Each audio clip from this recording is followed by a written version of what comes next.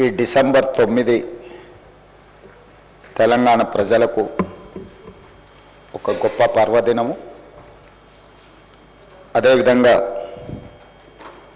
December 9, 2009 నాడు ఆనాటి కేంద్ర హోంశాఖ మంత్రులు చిదంబరం గారు తెలంగాణ రాష్ట్ర ఏర్పాటు ప్రక్రియను ప్రారంభిస్తున్నామని చెప్పడమే కాకుండా మొట్టమొదటి తెలంగాణ రాష్ట్ర ఏర్పాటు ఆకాంక్షను వారు ముందుకు తీసుకొచ్చారు.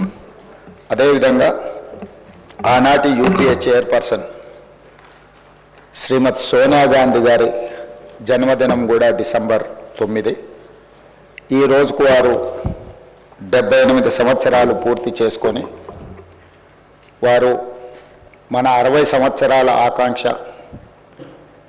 4 కోట్ల తెలంగాణ ప్రజలు ఏ ఆకాంక్ష కోసం, ఏ ప్రత్యేక రాష్ట్రం కోసం పోరాటం చేసినరో, అమరులైనరో ఆ ఆకాంక్ష నెరవేరడానికి పునాది రాయబడ్డ రోజు. అందుకే ఈరోజు ఈ శాసనసభ ద్వారా తమరి అనుమతితో శ్రీమతి సోనియా గాంధీ గారికి జన్మదిన శుభాకాంక్షలు ఈ సభ ద్వారా తెలియజేయడము మన యొక్క